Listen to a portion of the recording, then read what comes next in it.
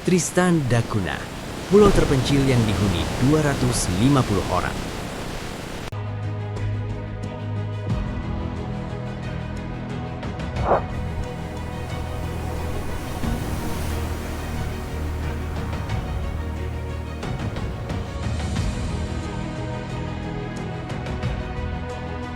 Di tengah samudera yang membentang luas, ada sebuah pulau terpencil di ujung dunia yang menjadikannya tempat paling terisolasi dari peradaban.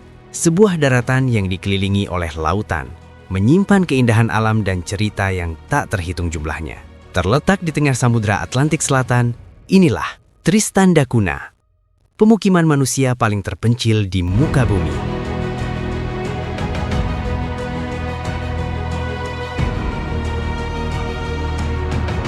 Pulau ini dikelilingi oleh ribuan kilometer air biru yang kosong.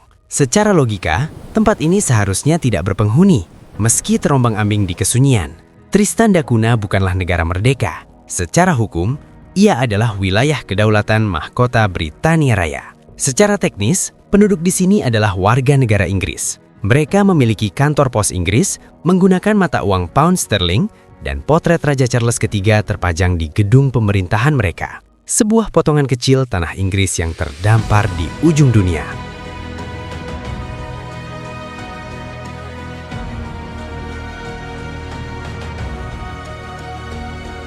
Tristan da Cunha terletak tepat di tengah-tengah antara Afrika dan Amerika Selatan.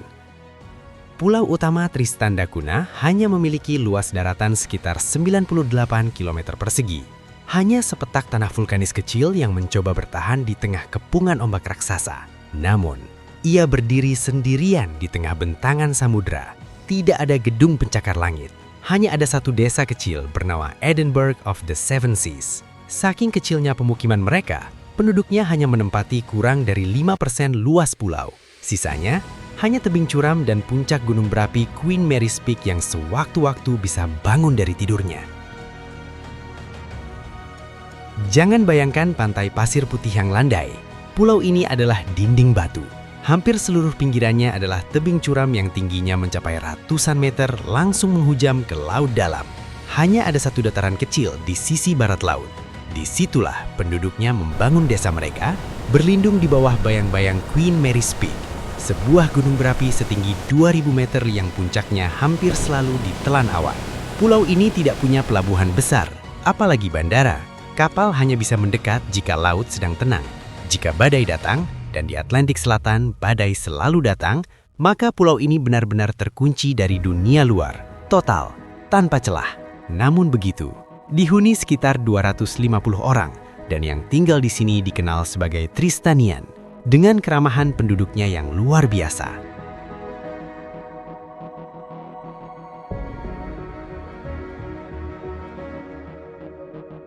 Satu pulau, 7 nama. Tapi yang lebih unik bukan lokasinya, melainkan orang-orangnya. Hampir semua dari 250 penduduk di sana berbagi DNA yang sama. Populasi di sini hanya terbagi 7 nama keluarga, yaitu Glass, Green, Hagen, Lavarello, Repetto, Rogers, dan Swain. Itulah identitas mereka. Jika Anda melihat daftar absen warga, Anda hanya akan menemukan 7 nama keluarga asli. Bagaimana mungkin orang dari Skotlandia, Amerika, hingga Italia bisa bertemu di pulau terpencil ini dan memulai sebuah peradaban? Semuanya dimulai dari 7 pionir yang datang secara bertahap antara tahun 1816 hingga tahun 1892. 7 pria ini dengan latar belakang negara yang berbeda-beda akhirnya menikah dengan wanita-wanita yang datang dari Saint Helena, pulau tetangga terdekat, dan menciptakan sebuah silsilah keluarga besar yang unik hingga saat ini.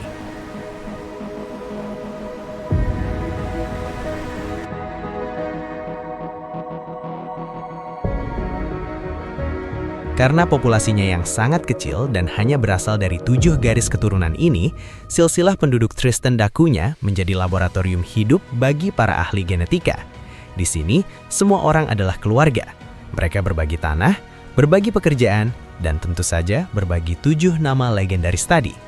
Jadi jika suatu saat Anda berkunjung ke sana dan bertemu seseorang, jangan tanya, siapa nama belakangmu? Tapi tanyalah, kamu keturunan pendiri yang mana? Karena isolasi geografis yang ekstrim, selama 2 abad penduduk di sini hanya menikah dengan sesama penghuni pulau.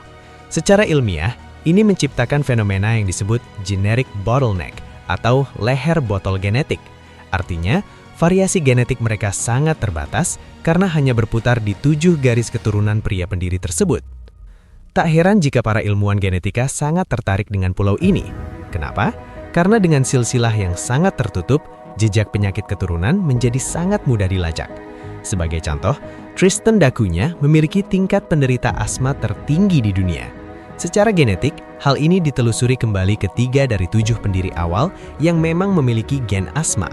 Karena mereka terus berbagi DNA dalam lingkaran yang kecil, gen asma tersebut terkunci dan diwariskan ke hampir seluruh populasi modern mereka saat ini. Jadi, di Tristan da Cunha, silsilah bukan sekedar nama belakang.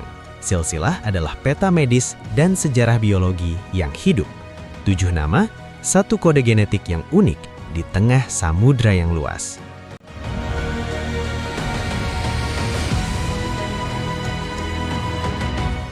Tragedi kiamat tahun 1961.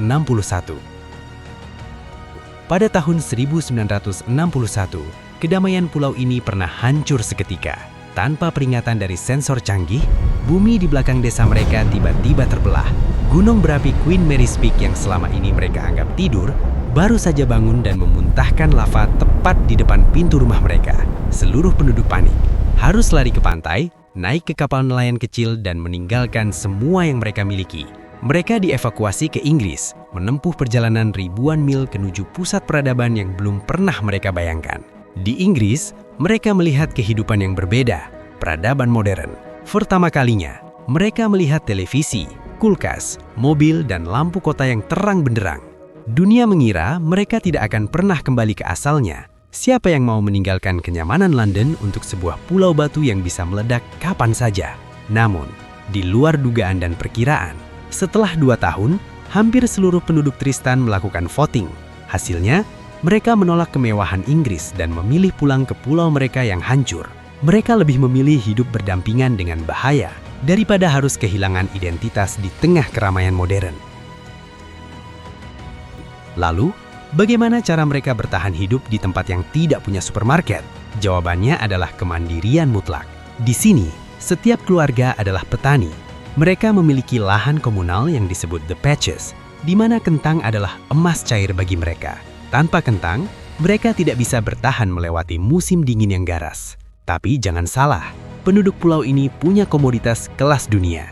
Sumber kekayaan utama mereka adalah Tristan Rock Lobster. Lobster-lobster ini ditangkap di perairan dingin Atlantik dan diekspor ke restoran-restoran mewah di Amerika Serikat dan Jepang. Ironisnya, mereka yang tinggal di tempat paling terpencil justru mensuplai makanan paling mewah di dunia. Dan ada satu lagi sumber pendapatan yang unik, perangko. Karena lokasinya yang sangat sulit dijangkau, perangko dan koin dari Tristan da Cunha menjadi barang buruan paling langka bagi kolektor di seluruh dunia. Sebuah surat dari sini adalah bukti nyata bahwa kamu telah mencapai ujung dunia. Uang memang masuk, tapi di sini tidak ada mall untuk membelanjakannya. Hidup di Tristan adalah tentang berbagi. Jika satu orang menangkap ikan, seluruh desa akan makan. Di sini, kekayaan tidak diukur dari angka di bank, tapi dari seberapa kuat ikatan persaudaraan mereka. Jadi, setelah melihat semuanya, apa sebenarnya Tristan da Cunha bagi kita? Apakah ia adalah benteng kebebasan terakhir dari dunia yang semakin berisik, atau justru sebuah penjara alam yang dikurung oleh lautan tanpa batas? Di saat orang-orang sibuk mengejar kecepatan internet, tren terbaru dan hiruk-pikuk kota, sementara 250 orang di sana hidup dengan ritme yang sama seperti nenek moyang mereka 200 tahun lalu. Mereka tidak peduli dengan keributan di media sosial. Bagi mereka, yang terpenting adalah apakah kapal pembawa logistik akan datang bulan depan dan apakah panen kentang mereka cukup untuk musim dingin.